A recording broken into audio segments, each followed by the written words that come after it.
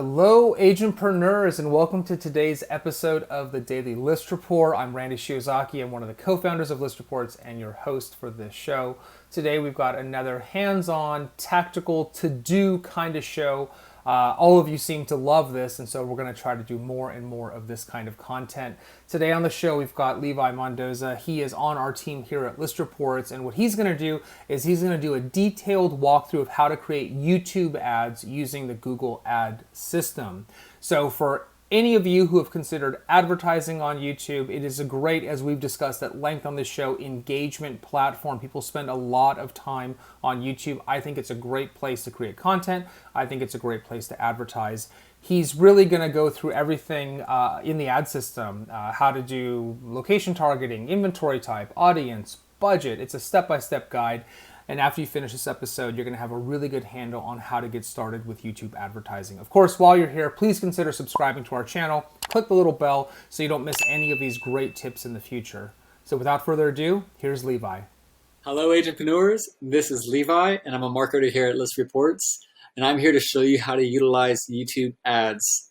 Now, you might be asking me, Levi, if we're using YouTube ads today, then how come you took us to the Google Ads homepage? And it's a good question, but it has an easy answer. So Google owns YouTube, which means that everything that you do with Google's ad manager can use YouTube as a channel. Now, YouTube has a lot of different channels in which they could place their ads. You've seen their ads in search engines. You've seen their ads on the side of websites and banners that you've probably visited. And you've also seen their ads pop up on YouTube videos, which is going to be your goal for this tutorial. So a couple things you want to keep in mind. A, you're going to be using Google's ad manager, so you're going to set up a Google ad account. And B, you're going to be using YouTube videos that you've created to generate your YouTube ads. So if you've never set up a YouTube channel before and that's foreign to you, then go ahead and look at episode 90 of the Daily List Report to learn how to set up a YouTube channel from my colleague Cameron, and he'll walk you through the whole process and show you how to upload content to your YouTube channel that you can use for YouTube ads. Now I'm just going to go ahead and dive right in, and it's going to be a bare bones tutorial of how to set up your first YouTube ad. So let's go ahead and start it up by going to ads.google.com. It'll take you to this homepage, and you're going to want to click Start Now up in the corner. Now, if this is your first time setting up any type of Google ad, when you come to this homepage, it's going to ask you or just prompt you to start following in with Google's tutorial on how to set up ads. They're fantastic tutorials, and they're very, very comprehensive. 100% I recommend you look into it. They're going to give you notifications all the time to give you tips and tricks on how to use Google Ad Manager. But if you're just wanting to get your first YouTube ad out there and you want to learn how to just set it up alongside with me today, then you could go ahead and click Google Ads in the corner, and it'll take you to this homepage. And on this homepage, you'll see a button here that says Add New Campaign. And that's exactly where we're going to go. So go ahead and add that new campaign, and we can get started from scratch.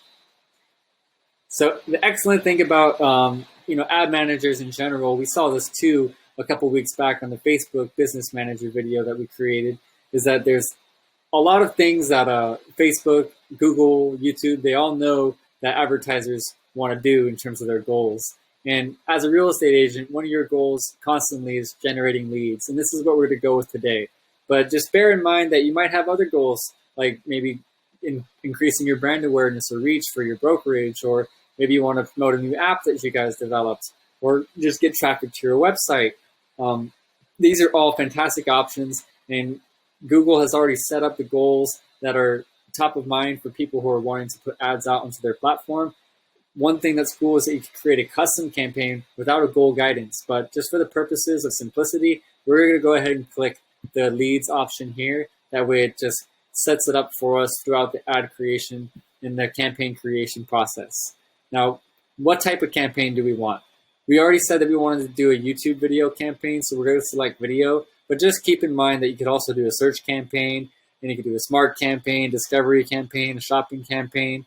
But for the purposes of our business as a real estate professional, you might just want to do a video ad to show on YouTube. So we're going to go ahead and click video ad, and we're going to continue. So organization is critical. So when we're setting up a campaign, we want to name it something that we're going to remember, and that's going to designate this campaign with something that's applicable to the goal we have in mind. So like in the Facebook video that was posted a couple weeks back, I was targeting first-time home buyers. I'm going to do the same thing in this case. So I'll keep where it says video conversions, but I'll put first-time buyers. And maybe I'll add the date. I like the date. Dates are valuable. And 7/20/20. Awesome. So now that we have a campaign name in place, we have something called a bidding strategy. So a bidding strategy is what Google calls basically how Google Ads will place our ad and at what frequency they'll place our ad based off of the budget that we set. So if we have a goal to just maximize conversions and we want as many people as possible to view our ad or be shown our ad, then this would be our goal. But as a real estate professional who's just trying to get high quality leads, then you're going to want to do a target CPA. When this means that it'll show the video to people who are the most likely to click the call to action that's on your ad and will convert into a lead. Now you have a target CPA amount, and this is the amount that basically states this is the most I'm going to pay for a high quality lead. And in my case, I'll use $20 because I don't want to spend any more than $20 on a lead who could possibly be someone who's looking for a home who I could assist if I'm, say, a buy-side agent. So $20 is the maximum amount I want to spend in a day. So then we'll scroll down here and we'll enter a daily budget. I'll set $20 for this amount as well. And it gives you a description right here on the side, like just what setting your budget means. But I'll just tell you right now, if you're in business for yourself as an independent agent and you don't have a huge budget to work with, then don't set your daily budget too far and away. You want to have a daily budget that's manageable and something that you can afford that'll still have some kind of effect in your designated area.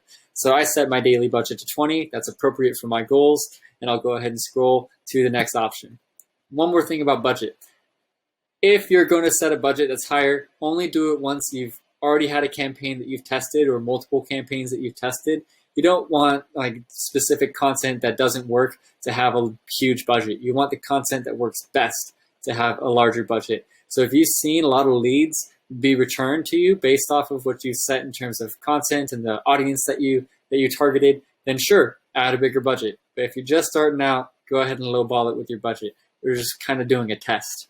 So one thing that I've already set up with locations is Orange County, California. So I wanted to just set up a location that's in my designated area where I live. That's where I'm most likely to be doing business as an agent. So why not set it there? You don't want to do a huge country. If I was selling products like mugs or T-shirts, then yeah, maybe I might want to do the whole country or maybe even the entire world. But I'm selling real estate services at the end of the day, so I'm just going to do my specific location. Now up here where it says networks. So networks will tell us where in Google's huge network of channels do I want this video to show up. So I want it to show up on just YouTube videos. I don't necessarily want all the other partners Google owns to be showing this ad because that's going to cost me more at the end of the day. And I don't have a large budget to work with to begin with. So I just want my high quality leads to be coming from YouTube specifically. And you'll see because I selected or deselected the video partners on the display network button that my impressions went down from 240 million to 160 million. So that's valuable to me because I don't want to have 240 million possible impressions in my pool. The fewer impressions that I can make, the better for me because that means there'll be probably more serious or more high quality leads. In YouTube videos, it's where I'm targeting. I'm creating my first YouTube ad today. So let's just keep it simple with YouTube videos. And when we select language, of course, I'm going to select English because I'm an English speaker. I don't speak Spanish, unfortunately. I wish I did. That'd be really cool. Never too late to learn, I guess. But if you're bilingual or trilingual, go ahead and set up those languages as well so people can learn more about your really high-end services. Alrighty, ready. So inventory types. So we have different types of inventory types in which our ad could be shown. This is discussing the type of content we want our ad to be represented on. So for example, we have the expanded inventory here. And this will include excessive profanity, sexual content, and serious injury or graphic violence. Now that's obviously going to be a huge inventory type because it has those qualities included with every other quality out there in terms of a YouTube video. But let's say I don't want my brand to be represented on a video that has that type of content, then I might want to go standard inventory where it has a few more limits or maybe even limited inventory. And you can see my impressions just went down quite staggeringly because I clicked the limited inventory type. There's a lot of content out there that has a lot of explicit material, as we all know. So Google recommends that you use a standard inventory type. That way you have a bigger spread and you can paint with a broader brush. But I think just for my services, I want to keep a limited inventory just to play it safe. I want to protect my brand, you know? Now, when you're selecting an audience type, Google and YouTube has just a plethora of data about the types of people that are using their platforms. And one thing that's really interesting is that if you type in real estate here, you can see a lot of different options for what people are considering about real estate, whether or not they're looking up commercial properties or apartments for rent. Like this wouldn't be very appropriate for me. Purchasing a home is a life event, which might be interesting. What else did I have here? I actually clicked the detailed demographic of renters. And now my idea is that if I have someone whose homeownership status is a renter, then they might likely be looking to get out of that renting cycle, and they might want to look into a mortgage cycle and become a homeowner. And if they're thinking about purchasing a home, that's obviously a life event that I want to keep track of. And those are the types of people who I want to make impressions upon with my ad. So I'll go ahead and keep these two audiences selected.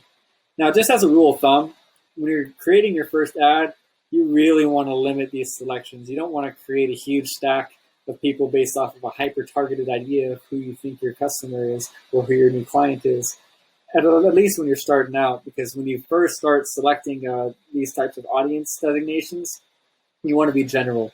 You want to see who your ad makes impact on, and you want to see how well your ad performs. So unless you have data on ads or if you have data on your typical prospects, then don't go crazy with picking all these different audiences. Keep it simple. So let's go ahead and move past audiences and look at keyword types, topics, and placements. Now, for the purposes of this video, we're just going to select specific keywords. We're not going to select topics or placements, but I will discuss what they are.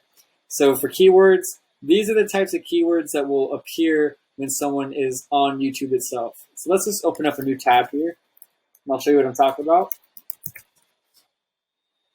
So here we are on YouTube. Now, we're looking at first-time home buyers. So I'll type in first-time home buyer. So here we have a lot of cool options. We have first-time home buyer, tips and advice, programs 2020, California, tips, Dave Ramsey, loans, Florida. All right, so we have a lot of cool options that are relevant to the type of market that I have pre-selected. So California, definitely. Florida and Texas, not necessarily. So I'm going to click report search predictions so I can copy this list. These are all search terms that are very popular for first-time home buyers on YouTube. That's why they appeared at the top. So I'll go ahead and just take these, for example, and I'll go ahead and paste these keywords here. Now, it's for simplicity's sake that we're just using relevant keywords for the target content that we want to be placing our ad on, because keywords, topics, and placements all have to do with the type of content that our ad's going to be placed on. For instance, if I'm a real estate professional marketing my business and I do not want my ad to appear on a video that's discussing video games or talking about the best new movies that came out, or cats falling off the bed, I don't want my videos to appear there. I want them to appear where first-time homebuyers might be going. And although those videos are also kind of things that people who might be buying a home might be looking at, I can't say that. That's once again hyper-specific with targeting. If I had that knowledge, then sure, but that's not the case. So I just want to be as general as possible, especially when I'm creating my first ad, just to see how successful this will be with this particular keyword content. Now, when we click topics, we could, I'm not going to select the topic today, but there's a lot of different topics people are looking at. For example, maybe people are looking into home and garden, home furnishings, home improvement, kitchens, nursery, and playrooms. So those are things that people might be interested in if they're looking for their first home. Sure. But in this example, I'm just going to stick to keywords. But there's a lot of cool topics that people could be selecting in terms of YouTube videos where I might want to show my ad. Another thing is placements. What type of channels or what types of videos or websites or apps do I want my ad to be placed on? Those are all options I could select to be more refined in this marketing strategy. But I'm just going to be simple today and keep it at keywords. So now we finally get to the ad itself. After we've set up our ad group set, after we've set up our campaign and all the bidding strategies and the ways we want to use our money in our campaign, we can finally select a video. And this is where your YouTube channel becomes important, because it'll ask you to select a video or paste the URL from YouTube. If we go to our YouTube, I'm going to go ahead and look for the video I created. So I created Levitate Homes ad. This is on my channel itself. I created this ad, and I'm going to copy this link here. Let's pause the video. And I'll go ahead and paste it right there. And bada bing, there goes my YouTube ad, and here's how it will appear on mobile, and here's how it will appear on desktop. So we have video ad formats that will be available to us. Based on the campaign that we chose and the goals that we chose, we only have one video format available to us. And thankfully, this is the most useful format for real estate agents. This is a skippable in-stream ad. So while someone's watching a video, or at the very beginning of a video that they decided to watch, this ad will pop up at some point. And you've seen these ads before, I know you have. And they'll have this little option that says skip ad. Now here's the nice thing about skippable ads. If someone who watches your ad, an impression, decides to skip, you will not pay for that. It's a pay-per-view model. So if someone finished this entire 22-second ad, I would pay for that. But it's nice to know that they watched my full 22-second ad. The longer someone's engaging with an ad, then the more likely it is that they'll select this call to action here and maybe make an inquiry with me about my business. So when someone does click this call to action, they will land on my website. So if you have a website, please add your URL here. If you don't have a website, I would definitely recommend creating one, or just having a reference to your company website. One thing that I showed you guys in the other Facebook video is you could use your Facebook business page as a stand-in website. And that's exactly what I did for this example. So let's go ahead and go to my Facebook page, my faux Facebook business page. So here's my Facebook page. I have my URL highlighted here.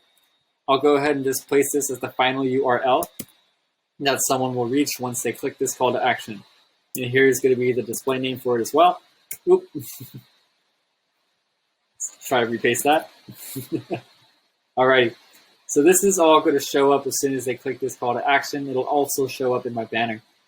Now, with the call to action, we could rename it something like learn more, or maybe inquiry, or call now, or follow here. There's a lot of things that we could use as a call to action. But look at that, follow here, it's too many letters. We only have 10 characters available to us when we're setting up a call to action. That's just to keep this button tight and not make it way too big. So I'm just going to put learn more just because that's a very common call to action. And it pretty much gets across what I want to get across to this audience. So after we set up our call to action, we can set up a headline. We can see our headline here. Look at homes. That's something pretty specific for the people who I'm trying to reach out to. It communicates what my business service is there to do for the audience members that are watching this ad and who have interacted with the ad. And at this point, the ad is just about done. So we can upload an, oh, this is important though. So there's a companion banner. This is for desktop computers only. So this here is a companion banner. These two here. This companion banner is something that'll pop up while the ad is playing on a desktop. That'll tell people to call to action, and it's not going to pop up the same as, say, this area would on a phone. So that's what a companion banner is. You could set up your own custom companion banner that looks nice and designed specifically to suit your brand, which is where you can upload an image here. But I'm just going to use the auto-generated companion banner that Google created. It's simple enough for me. So let's go ahead and just make sure auto-generate still selected and create our campaign. All right, so we're going to go ahead and continue the campaign. We could review everything as soon as we've created the campaign itself.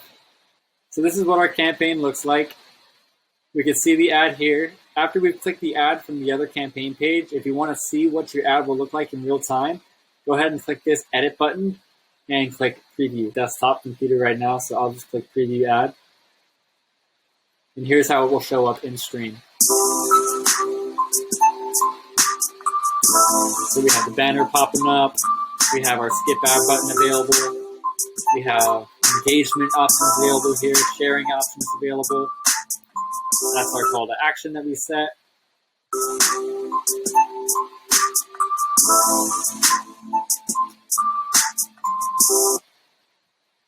Perfect.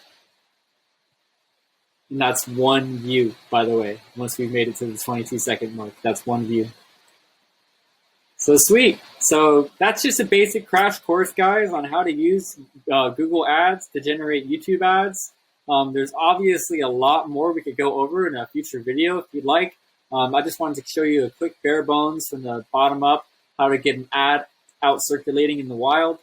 There's a lot of options available, so if you have any questions, feel free to leave them in the comments, and we'll try to answer them as best as possible. But I really do hope this was helpful to you, and that you can appreciate the time and energy that goes into creating an ad.